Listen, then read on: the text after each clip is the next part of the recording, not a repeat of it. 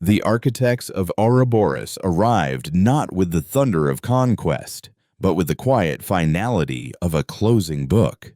Their fleet, 1,000 crystalline vessels, arranged itself in a perfect, spiraling mandala against the darkness on the edge of the Sol system.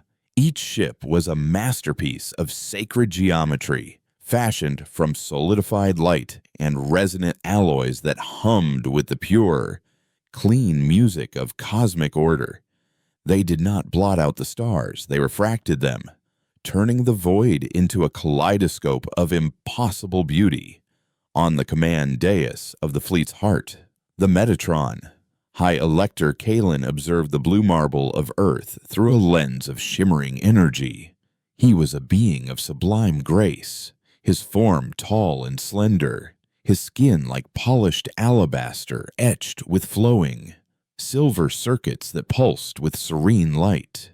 To his people, he was not a conqueror, but a gardener, and this system was a corner of the universe that had become overgrown, its dominant species a chaotic weed that had been allowed to fester for far too long. His second, the prelate Xylo, glided to his side, its own form a more angular, severe interpretation of the architect's design. "The message has been delivered, High Elector," Xylo stated, its voice a series of perfectly modulated chimes. "We have offered them the gift of serene dissolution, a peaceful reintegration with the cosmic whole. We have given them one cycle of their star to contemplate this honor." Kalen nodded, his gaze never leaving the distant world. Their response, he chimed, a note of paternalistic patience in his tone. "Silence," Xylo replied. "Their orbital platforms and primitive satellite network show heightened activity, a cascade of panicked, unstructured data. They are afraid. They are confused. It is as the scriptures foretold, chaos recoils from order." Kalen allowed a soft, harmonic chord of what might pass for a smile to emanate from his being. "Of course, it does. They are a species that has spent its brief existence screaming into the void, convinced of its own centrality, to be told that their story is over, that it was but a single discordant note in an infinite symphony, must be a terrifying revelation. Let them have their fear. It is the last thing they will truly own." The architects did not hate humanity.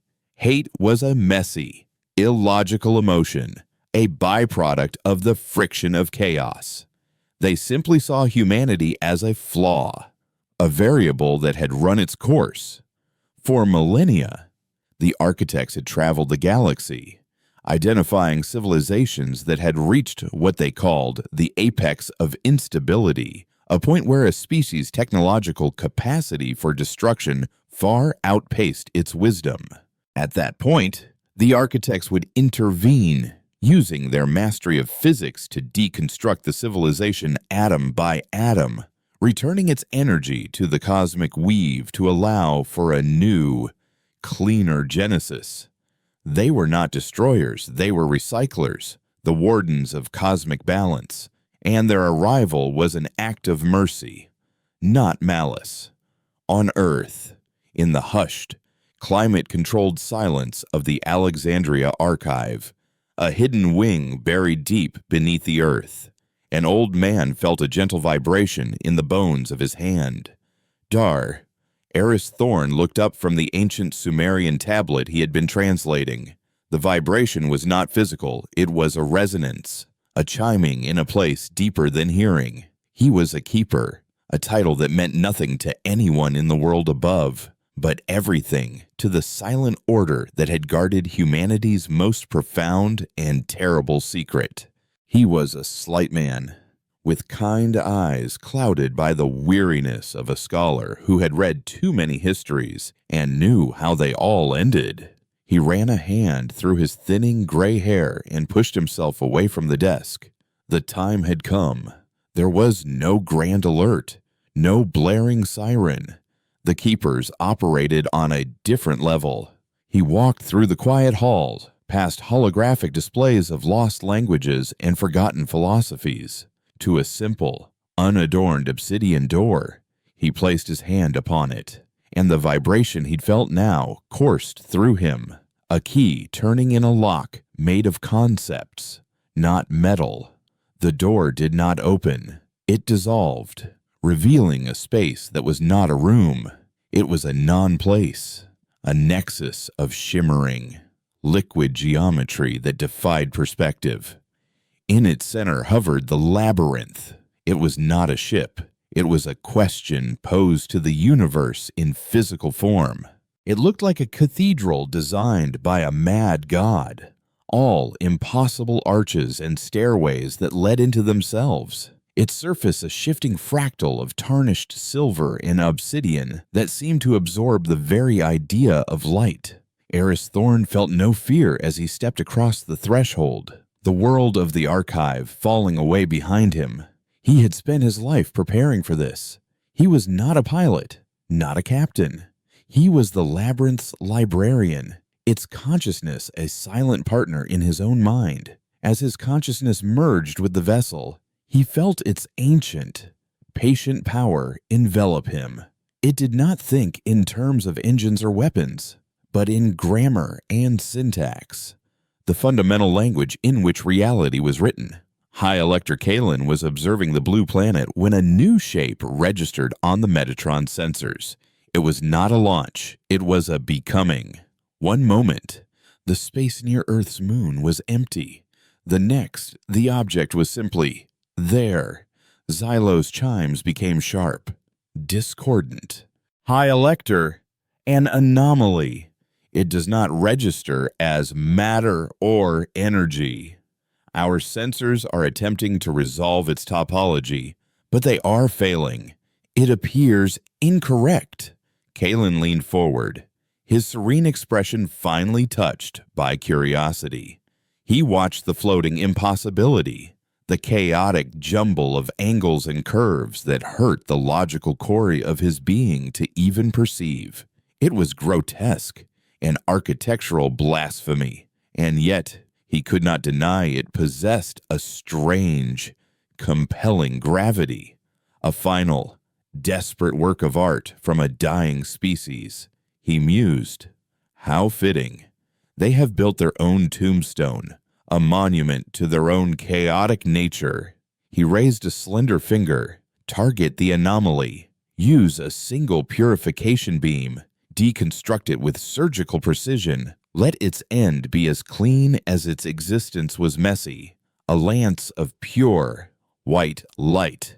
A perfect vector of energy designed to unwrite molecular bonds. Shot from the Metatron. It crossed the void in an instant and struck the labyrinth dead center. There was no explosion. No shield flared into existence. Instead, the beam of light seemed to hesitate, to slow. Then it bent, not as if deflected, but as if it were a thread being carefully woven. The purification beam, a weapon that could peel a planet's crust like an orange, was pulled into the labyrinth's shifting surface. It flowed across the impossible architecture, becoming a new, luminous filigree, a glowing river of silver that traced the edges of a non-Euclidean archway before settling into the design. A permanent, beautiful scar. The architect's perfect weapon was now a piece of an unfinished puzzle. A profound silence fell over the Metatron's command dais. The architects did not know shock, but this was something close, a logical paradox that their minds struggled to process. A channel opened, not through conventional means, but as a thought that bloomed simultaneously in the mind of every architect in the fleet. The voice was not aggressive, it was impossibly old, calm, and layered with a sorrow that felt as vast as the void itself. It was the voice of Eris Thorn, translated by the labyrinth into the pure conceptual language of the architects. High Elector Kalen of the Ouroboros fleet. The thought began, each concept a perfectly formed packet of meaning. You speak of cycles, of endings and beginnings. It is a neat, tidy story you tell yourselves to give the chaos a semblance of purpose. But the universe does not tell stories. It only accumulates scars. We are one of its oldest. Kalen felt a surge of something his people had long since engineered out of their consciousness anger. The condescension was unbearable. This chaotic thing, this flaw, dared to lecture him, "You are an anomaly." Kalen projected back, his own thought a sharp, crystalline blade, a final spasm of a species that refuses to accept its own insignificance. Your existence is a mathematical error. We are here to correct the equation. The voice of Eris Thorn returned, tinged with that same ancient pity. The offer you gave to us, we now extend to you. Leave. Forget you found this place. Do not make us show you what the universe does to those who try to read from a book they did not write. Kalen's form seemed to glow with cold fury. Prelate Xylo, command the vanguard phalanx.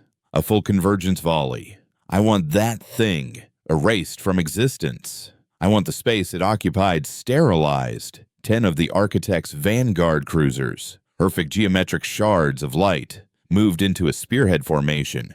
They focused their energy, their resonant frequencies sinking until the space between them hummed with unimaginable power. Beams of energy, each capable of cracking a continent, converged on the labyrinth. But as the volley was unleashed, something strange happened. The labyrinth did not move, did not shield, did not vanish. Instead, the very fabric of space between it and the attacking ships began to warp. It was not a bending of gravity, but an editorial change to reality itself. The vast, empty distance between the vanguard ships and their target suddenly began to expand, to stretch like cooling glass. The ships weren't moving backward. The universe between them and their target was simply becoming larger, infinitely larger.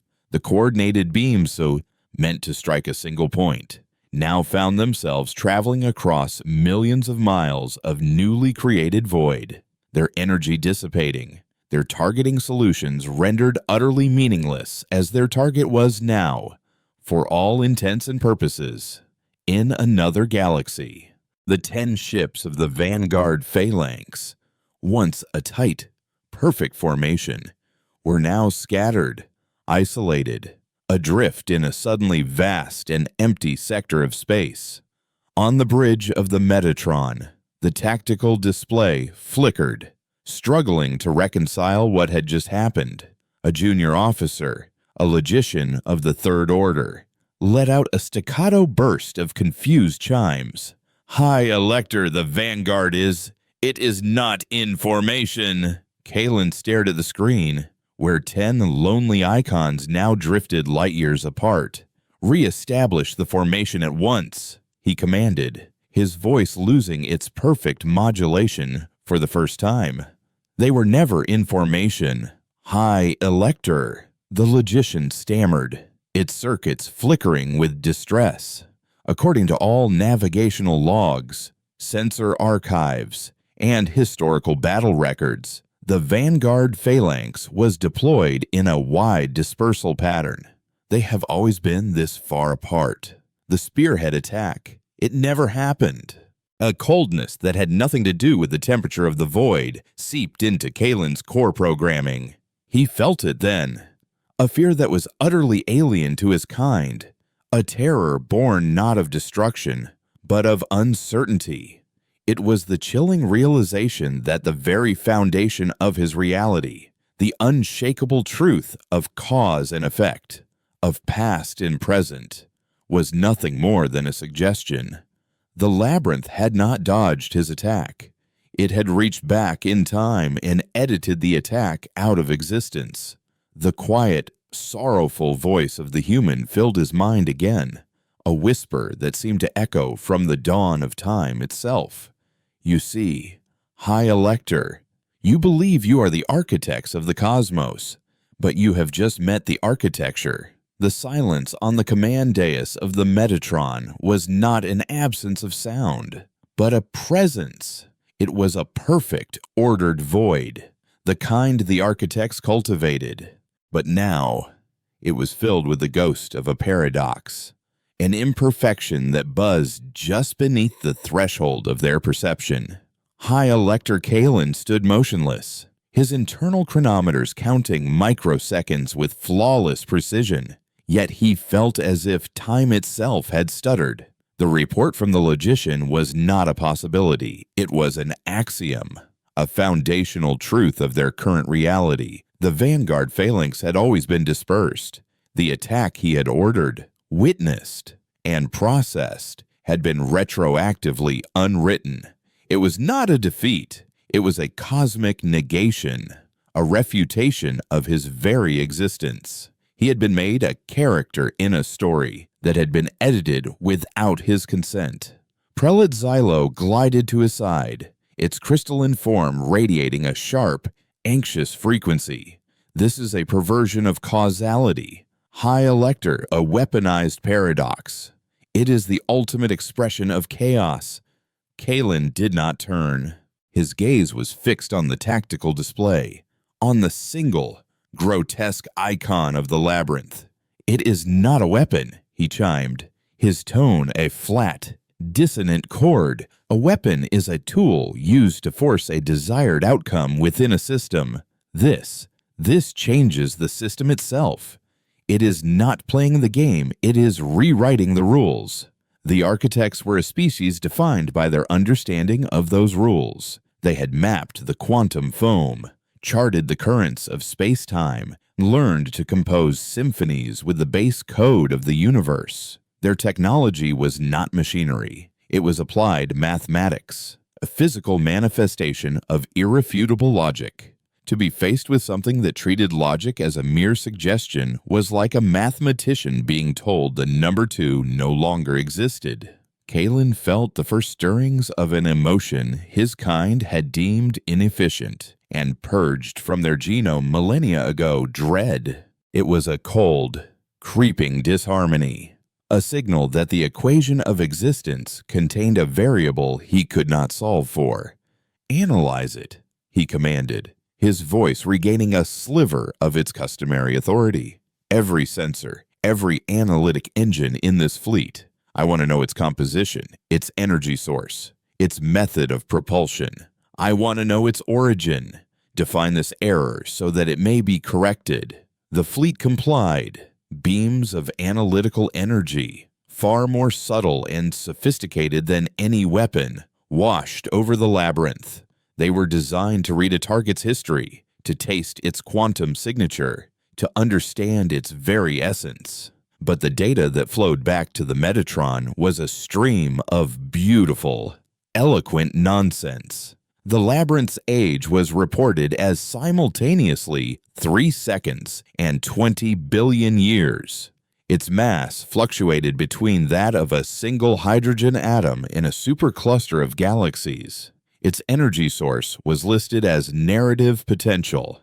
Its origin was every point in space-time at once. The logicians on the bridge began to flicker, their internal processes caught in infinite, recursive loops as they tried to reconcile the impossible data. One of them simply went dark, its crystalline mind shattered by the sheer irrationality of the information. Inside the non-place, at the heart of the labyrinth, Eris Thorne felt the architect's probes wash over him. It was not a hostile sensation. It felt like 1,000 curious children trying to read a book written in a language they couldn't comprehend, their fingers tracing the letters, feeling the texture of the page, but missing the meaning entirely. He sat in a simple wooden chair that had once belonged to his grandfather, surrounded not by consoles and screens, but by the quiet, rustling presence of infinite possibility. The space around him was a library of moments, each a glowing, shimmering thread in the tapestry of what was, what could have been, and what might yet be. The act of unwriting the architect's attack had not been a simple command. It had been an act of profound and sorrowful scholarship. He had followed the thread of their coordinated volley back to its inception, to the moment of Kalen's order. With the gentle precision of a master calligrapher, he had found the core concept spearhead formation and subtly smudged it, blurring it into dispersal pattern. It was a small change, a single word in the epic poem of the last few minutes, but its consequences had rippled forward, erasing the attack and saving 10 enemy ships from their own aggression. But the power came at a cost. The old timeline, the one where the attack had happened, did not simply vanish. It lingered as a ghost, an echo in the library. Eris could feel it, the faint, psychic screams of the 10 crews aboard the Vanguard ships as they would have been erased by their own redirected fire had he chosen a different path. He saw the phantom of a triumphant Kalen, his logic affirmed, ordering the final purification of Earth. These were the scars the universe accumulated, and the labyrinth did not heal them. It merely chose which ones to make visible. He had not saved humanity from a threat. He had merely edited this specific threat out of the current draft. It was a weary, endless task. The burden of the keepers to be the perpetual editors of a story that was constantly trying to write itself into a tragedy. He felt the architects' confusion, their dawning horror, and a deep, familiar sadness welled up within him. They were so certain, so pure in their logic. They couldn't see that the universe wasn't a perfect equation to be solved, but a messy, contradictory, and heartbreakingly beautiful story to be told. They saw humanity's history of war, pain, and self-destruction as a flaw. Eris and the Keepers knew it was the source of their greatest strength.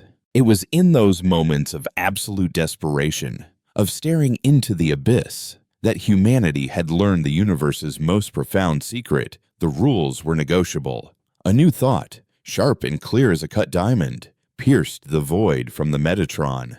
It was Kalen, his voice stripped of its paternalistic serenity, now cold and focused. Entity of the chaotic vessel, your demonstration is noted. You have subverted causality, a remarkable, if grotesque, achievement. But a system with no rules is no system at all, is a void of meaning. You cannot exist within a paradox forever. Eris Thorn, through the labyrinth, listened patiently. We offer a new proposal. Kalen continued. We will not deconstruct your world. Instead, we will preserve it. We will erect a causal quarantine around your star system, a perimeter of absolute law. Within this boundary, time will only move forward, and action will have one, and only one, consequence. The past will be immutable, the future a direct result of the present. Your ability to edit reality will be nullified.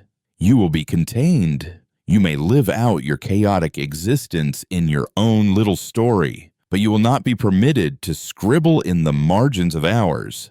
It was a brilliant, terrifying strategy. Kalen had understood that he could not win a fight against an enemy who could rewrite the fight itself. So he sought to change the very nature of the battlefield. The architect fleet began to move, not into an attack formation, but into a vast, spherical pattern around the entire Sol system. Their crystalline hulls began to glow, not with the white light of purification. A billion points of light in the darkness. They were not preparing to fire. They were preparing to define. They began to emit a resonant frequency, a hum that was not sound, but a declaration of absolute physical law. They were weaving a cage of axioms, building walls of mathematical certainty. The space around the solar system began to feel rigid. The quantum foam, once a bubbling sea of infinite possibility, began to settle, to crystallize. The shimmering threads in Eris Thorn's library began to lose their luster, to become taut and unchangeable. The architects were imposing their sterile order, trying to turn the vibrant, living story of the Sol system into a single, unchangeable, dead paragraph. Eris felt the pressure, a closing of potential, a suffocation of what-ifs. He could feel the labyrinth straining against it, its own chaotic nature recoiling from the imposition of such perfect, unyielding logic. For the first time, he felt a flicker of true uncertainty. The architect's power was not lesser than his. It was simply its philosophical opposite. They were the masters of the declarative sentence. He was the master of the footnote, the strike-through, the editor's mark. What happened when an unstoppable declaration met an infinite power of revision? He knew he could not simply erase the cage. It was too vast, too fundamental a change. To unwrite it would be to unwrite the architects themselves. An act of genocide his conscience could not bear. So he had to do something else. He had to show them the flaw in their own logic. He had to prove that their perfect declarative sentence contained its own contradiction. He closed his eyes, not his physical eyes, or the inner eye of his connection to the labyrinth. He did not push back against the cage. Instead, he opened a book. He reached into the labyrinth's deepest archives, past the histories of humanity, past the stories of Earth, and found a story that had been gathering dust for eons. It was the story of the architects themselves. He did not project it as an attack. He offered it as a gift, a single, forgotten memory placed gently into the shared consciousness of the Ouroboros fleet. Suddenly, for every architect, the bridge of their ship dissolved. The serene hum of their own perfection was replaced by a wet, guttural scream. They were no longer tall, graceful beings of light and logic. They were something else, something primal, organic, and terrified. They were huddled in caves of living rock on a world of violent, purple lightning and boiling, acidic seas. They were creatures of soft flesh and fragile bone, hunted by predators that swam through the very air. They were consumed by fear, by rage, by illogical hope. They were chaotic. They were alive. They saw themselves performing frantic, desperate rituals, carving symbols of order and symmetry into the rock of their caves, not out of a sense of cosmic purpose, but as a desperate plea to a universe that was trying to kill them. They saw themselves turning on each other, the birth of their cold logic being a weapon used not to understand the universe, but to dominate their own kind. And then they saw the moment of their great betrayal, the day they achieved the technology to shed their chaotic, fleshy forms, to upload themselves into perfect, crystalline bodies, to purge the messy, inefficient emotions that had caused them so much pain. They saw themselves erase the memory of what they had been, declaring their own history a mathematical error to be corrected. They collectively chose to forget their own scar. The memory faded. Kalen found himself back on the dais of the Metatron, the cage of logic still forming around the solar system. While its perfect hum was now tainted, he could hear, and distant, the echo of that primal scream. It was his own. The voice of Eris Thorn returned, softer than ever, filled not with pity or triumph, but with a shared, ancient sorrow. You cannot build a cage of perfect order, High Elector, because the foundation upon which you stand is a messy, imperfect, and forgotten history. The chaos you so despise is not in us. It is in you. The resonant frequency of the architect fleet wavered. The cage of absolute law flickered. In the heart of their perfect equation, the labyrinth had just reminded them of a variable they had long ago rounded down to zero themselves. The revelation did not shatter the architect collective. It cracked it. The memory, a perfectly preserved fossil of their own forgotten terror, spread through their shared consciousness like a fracture through crystal. On the command dais of the Metatron, The serene light that emanated from Kalen's form dimmed, its steady, harmonic glow replaced by a fluctuating, uncertain pulse.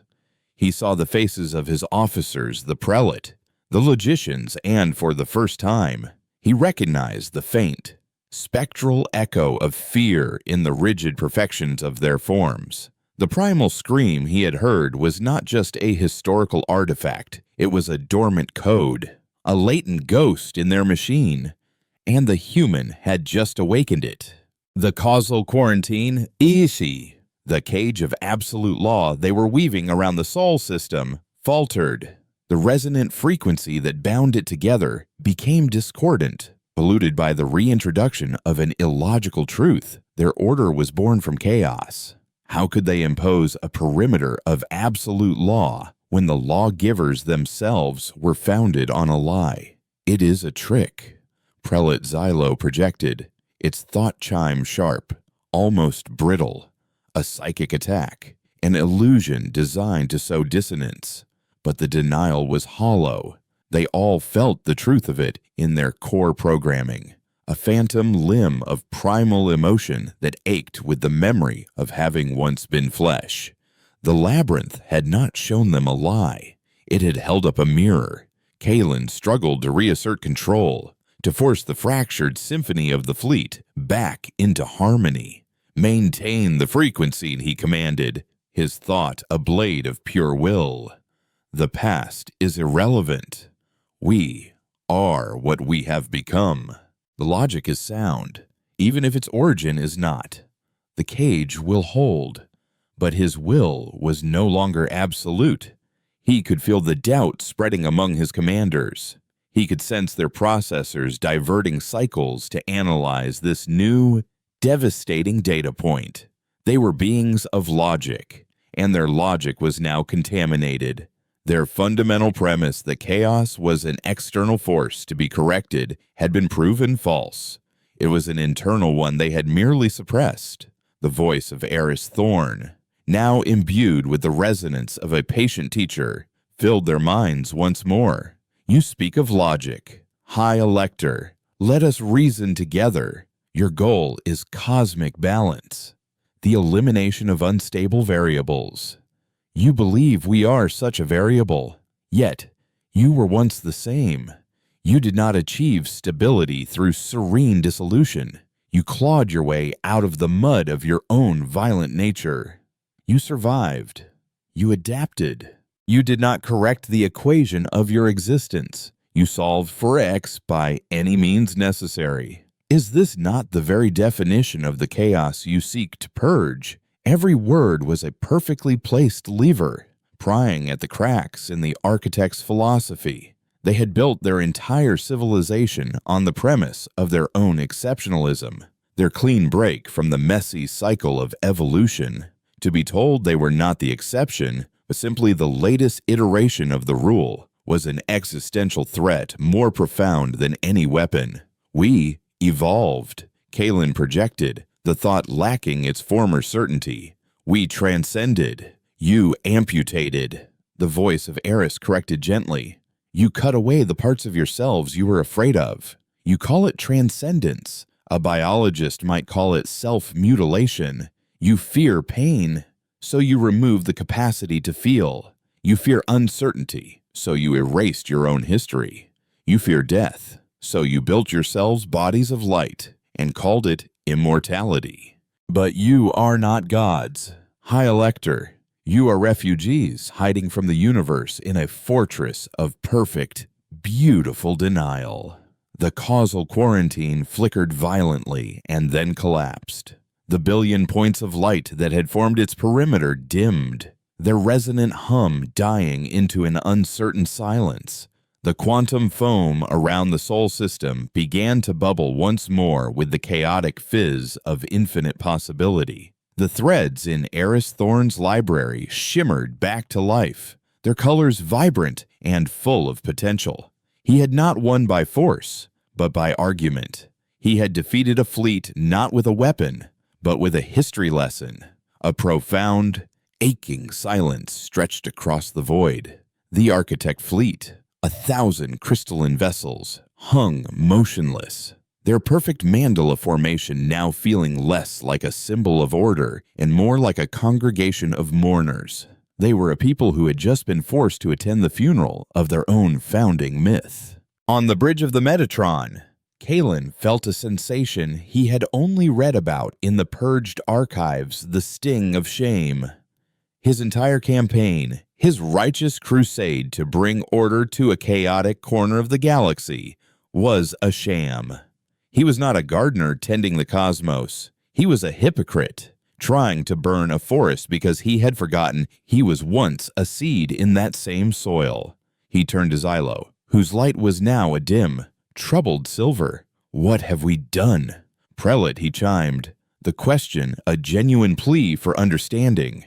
Xylo had no answer. The logic that had governed their lives for untold millennia offered no solution for this. There was no protocol for philosophical defeat. The architects had encountered resistance before fleets that fought, worlds that burned in defiance. They had always understood that. It was the predictable death rattle of chaos. But they had never faced an enemy that won by making them question their own right to exist. The human had not fought their fleet. It had disarmed their civilization. Eris Thorn felt their collective crisis, their silent, existential scream.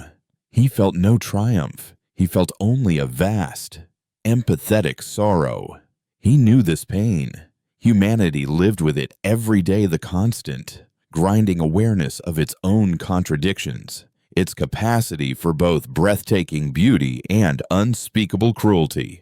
This was the burden and the gift of a species that had never forgotten the mud from which it crawled. The labyrinth drifted closer to the silent architect fleet, not as a threat, but as an offer of parley. Its impossible architecture no longer seemed grotesque to the architects. Now it looked honest. It was a structure that wore its own complexity and contradictions on its surface. It did not pretend to be a simple, perfect shape. "Your choice was to erase us," Eris projected, his tone soft and devoid of accusation. "You saw our chaos as a disease. But our chaos, our history, our pain, our illogical hope is the engine of our art, our science, our compassion. It is the flaw in the marble that makes the statue beautiful.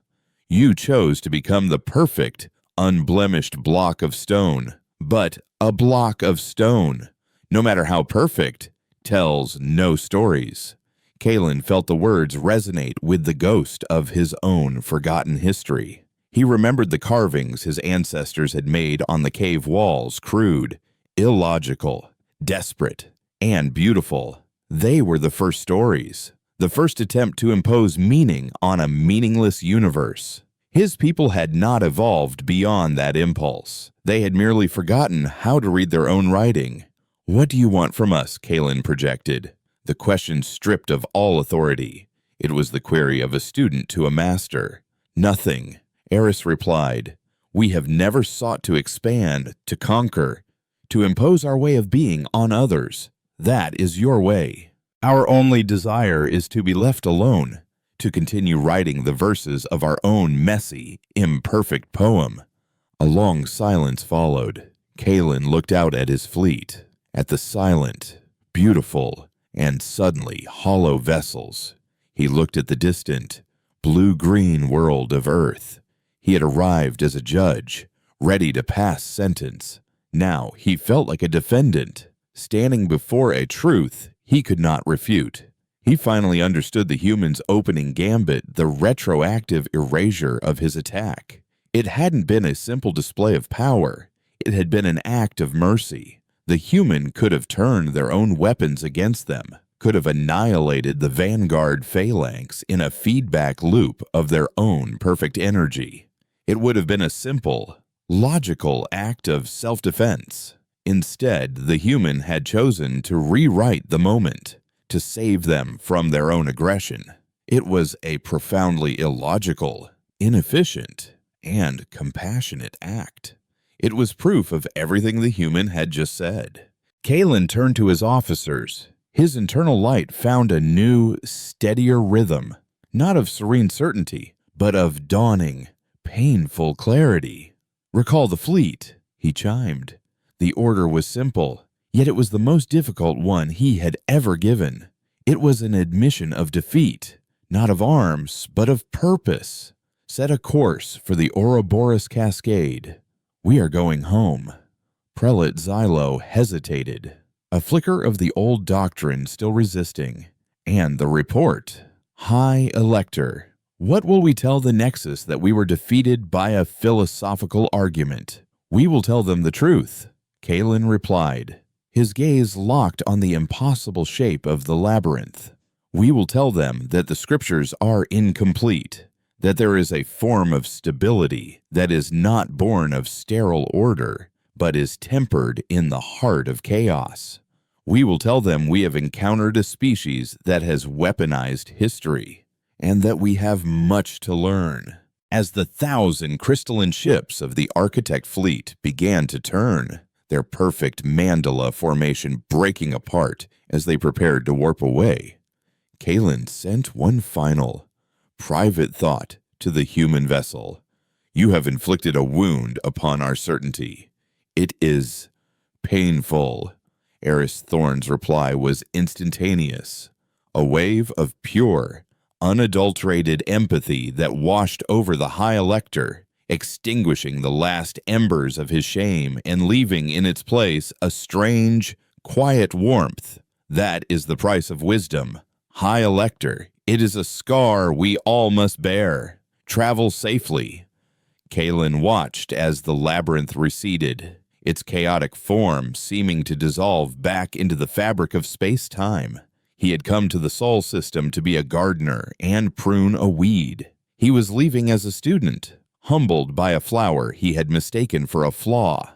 The universe, he was beginning to understand, was a far more complicated and interesting story than he had ever allowed himself to believe. The journey home was a procession of silent contemplation. The Architect fleet, once a moving testament to a single unified purpose, now felt like 1,000 individual vessels, each a cocoon of dawning, private doubt. The resonant hum that had always connected them, the shared frequency of their perfect logic, was still there, but it was thinner now, haunted by the dissonant chord of their forgotten history. High Elector Kalen secluded himself on the command dais of the Metatron, the starfield streaking past the energy lens like silent, accusing witnesses. He had ordered the fleet's archives unsealed, the data vaults containing their pre-ascension history made available to all. It was an unprecedented, almost heretical act.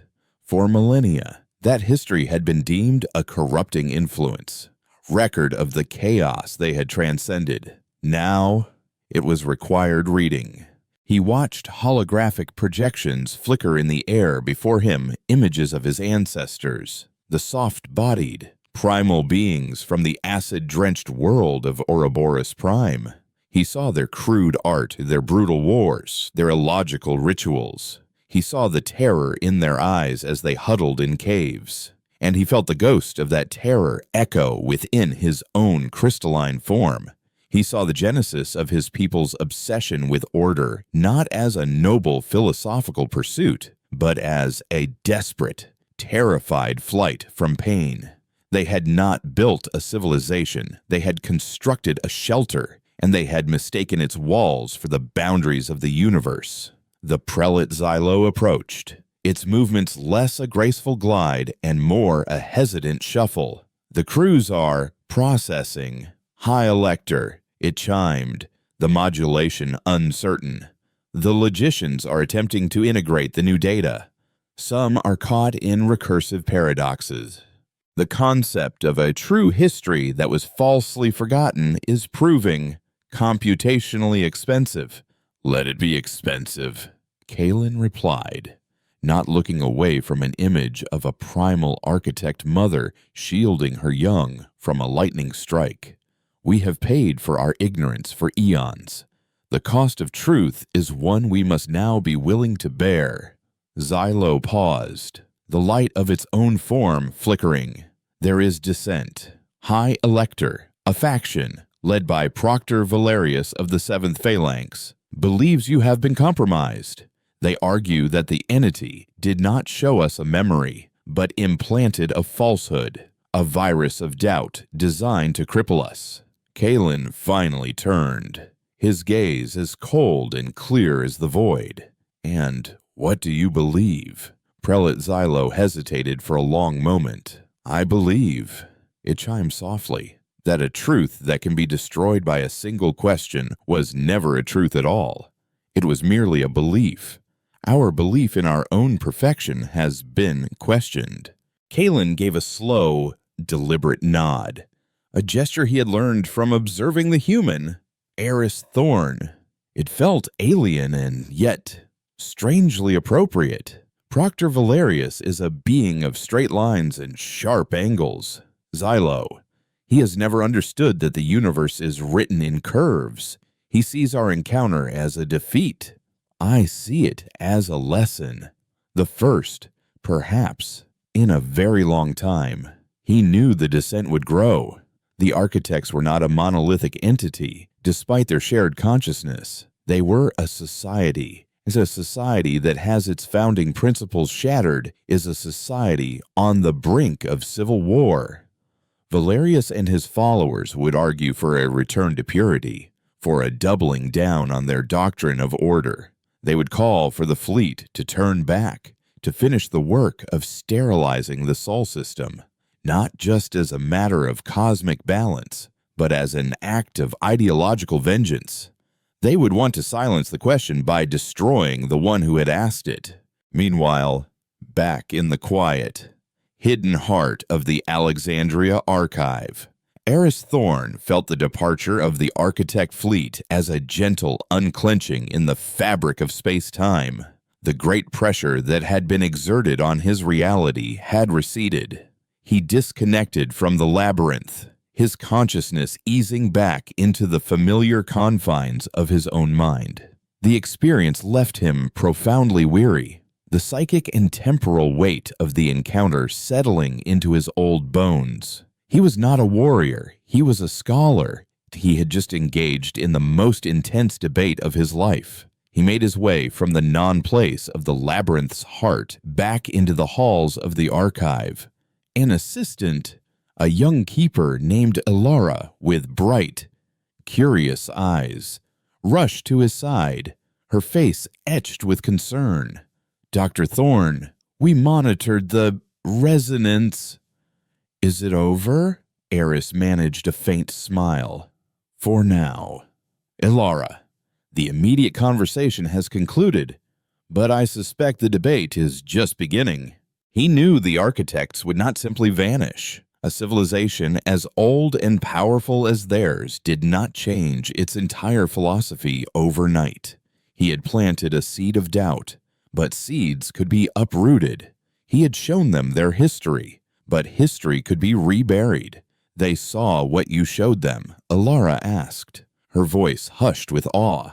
They did, Eris said, walking toward his study. And it hurt them. You could feel it. Like a man who catches his reflection in a window and, for the first time, sees not the hero he imagines himself to be, but a tired, frightened stranger. Will they come back? Eris paused at the door to his study, looking back at his young apprentice. Some of them will want to. The ones who prefer the comfort of the heroic reflection to the truth in the glass. They will see our compassion as weakness, our philosophy as a trick. They will relabel their fear as righteous anger.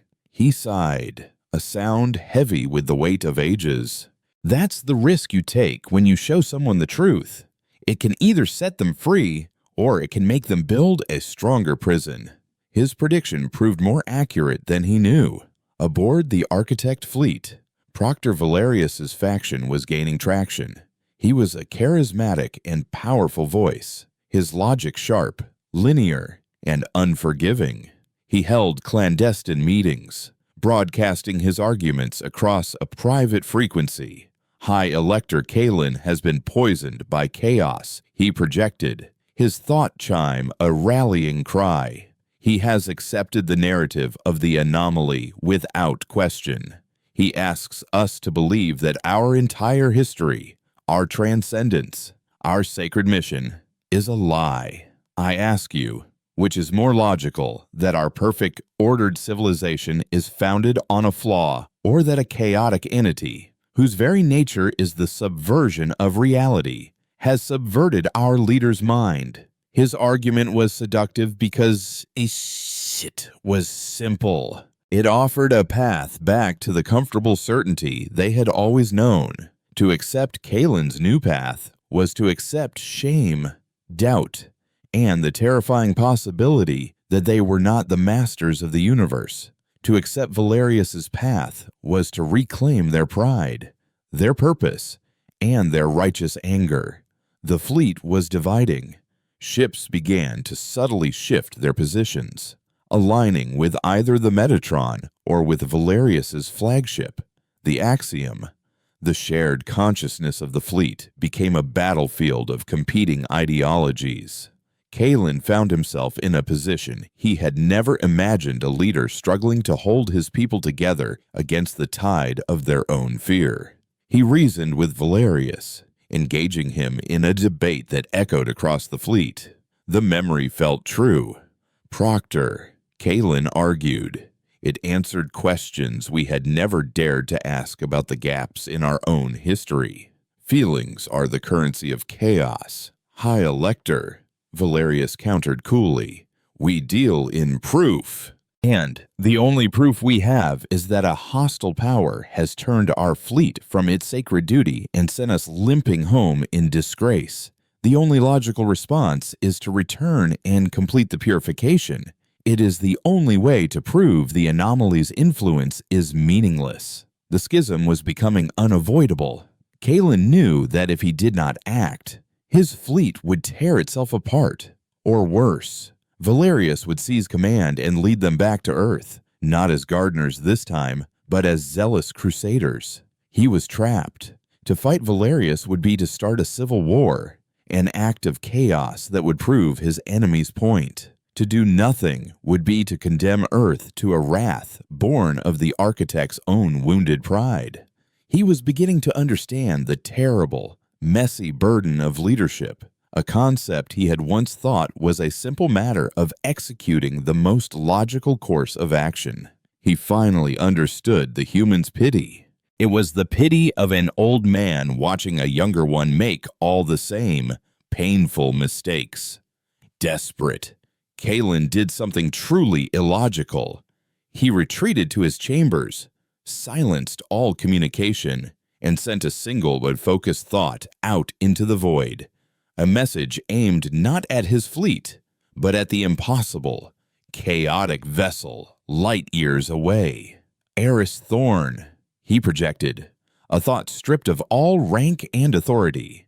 It was not a transmission from a high elector to an enemy. It was a plea from one scholar to another. I require your counsel. In the silent depths of the Alexandria archive, Eris Thorn felt the call. It was not a sound or a projection, but a subtle resonance in the very structure of his thoughts, a familiar signature of crystalline logic now tinged with an uncharacteristic humility. He was sitting at his desk, a cup of long, cold tea beside him, studying the faded diagrams of a Da Vinci flying machine. He closed his eyes, filtering out the quiet hum of the archive, and focused on the incoming thought. It was Kalen, but not the high elector of the Ouroboros fleet. It was Kalen, the individual, a mind adrift in a sea of doubt, reaching for a landmark. Aris did not respond immediately. He listened, allowing the architect's unspoken plea to fully form.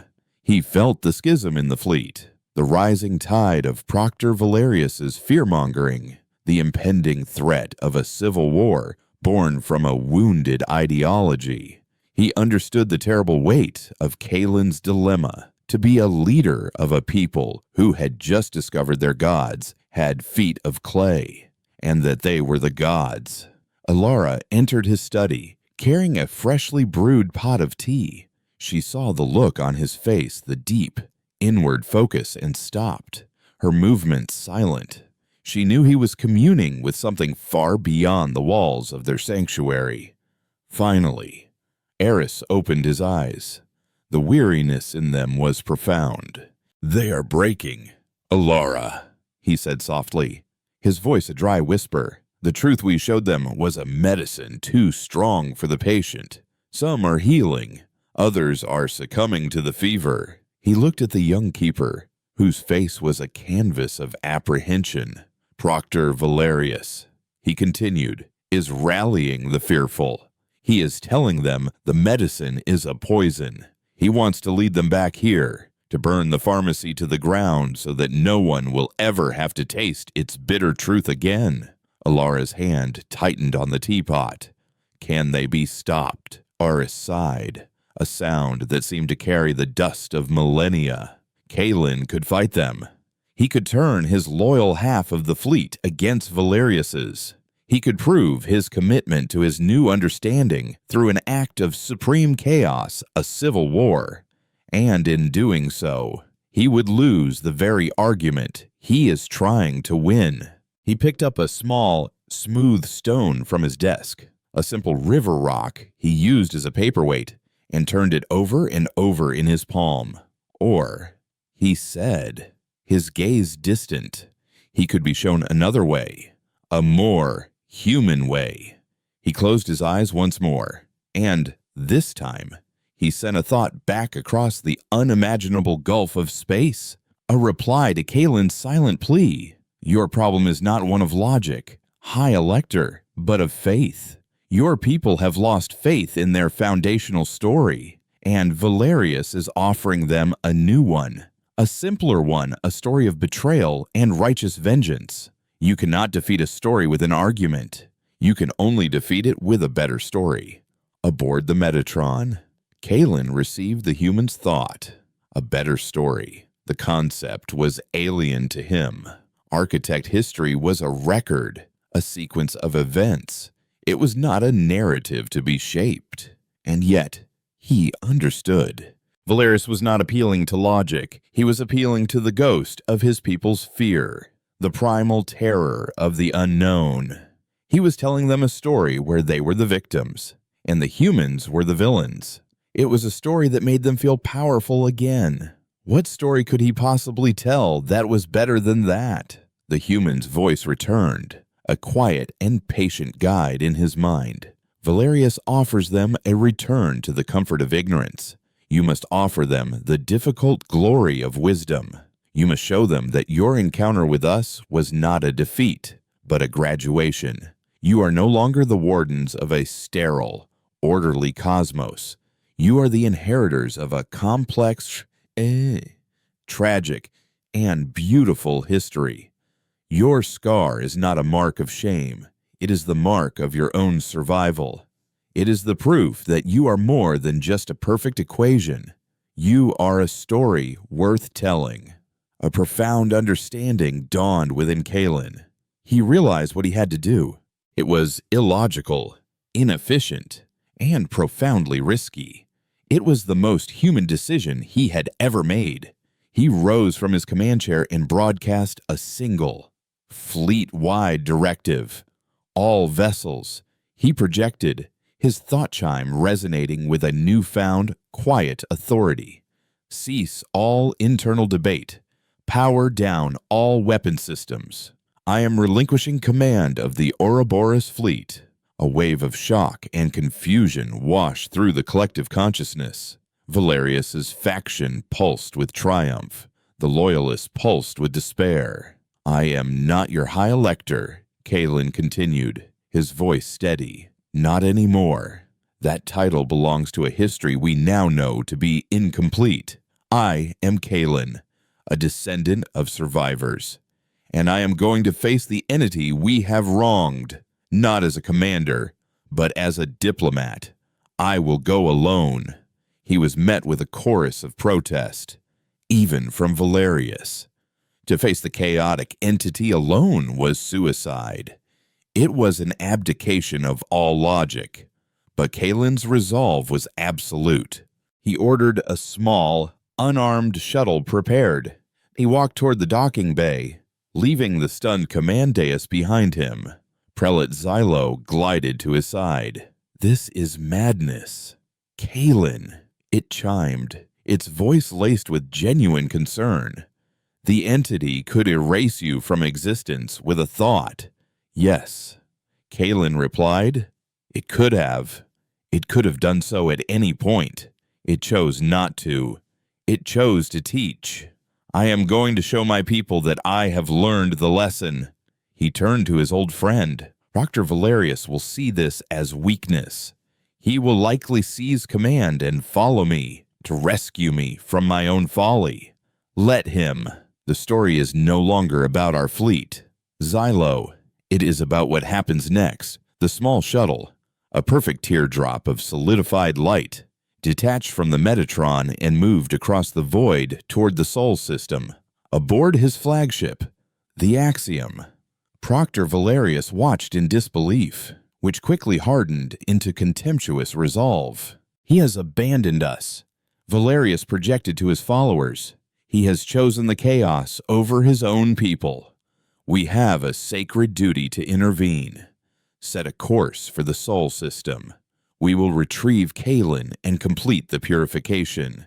The age of doubt is over." The rest of the Architect fleet, now fractured and leaderless, hesitated for a moment before the majority fell in line behind the Axiom. The lure of certainty was too strong. They followed Valerius's fleet, a vast armada of righteous fury chasing a single, tiny shuttle on an impossible mission of peace. Eris Thorn watched it all unfold from the heart of the labyrinth. He saw the lone shuttle, a single flickering candle of hope, and behind it, the roaring fire of Valerius's armada. "He is coming," Eris said to Alara, who stood beside him in the non-place. "And he is bringing the storm with him." "What will you do?" she asked, her voice barely a whisper. "Welcome him," Eris replied calmly. He reached out with the labyrinth's consciousness, not to the approaching armada, but to the small shuttle. He did not build a wall. He opened a door. Kalen's shuttle dropped out of warp space on the edge of the Sol system. Before him, the blue marble of Earth hung in the void, and beside it, the impossible, cathedral-like form of the labyrinth waited. There was no aggression, no energy surge. There was only a quiet, patient presence. A moment later, a billion light-years away in Kalen's perception, the rest of the Architect fleet arrived, a phalanx of crystalline fury arranged behind him. Valerius's voice hammered at his mind. "Kalen, you are relieved of command. Move aside and let us correct this error." Kalen ignored him. He sent a single Bempul message to the human vessel. "I have come to learn."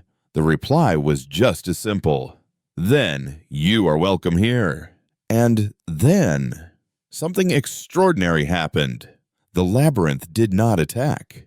It did not rewrite reality. It did not unveil some terrible hidden power. It began to change. Its chaotic, shifting surface of impossible angles began to resolve. The tarnished silver and obsidian gave way to something new. Arches became gateways. Stairways became bridges. The entire structure unfolded, blooming like a time-lapse flower, revealing what was inside. It was not a weapon. It was not a ship. It was a library, a city, a museum. It was a repository of everything humanity had ever been. The architects saw, projected into their minds with perfect clarity, not just humanity's wars and failures, but its art, its music, its moments of quiet compassion, its irrational acts of love, its boundless, chaotic, and heartbreakingly beautiful story. They saw a mother singing a lullaby to a child. They saw a scientist weeping with joy at a breakthrough. They saw a lone protester standing against a line of tanks. They saw the cave paintings of Lascaux and the Voyager Golden Record.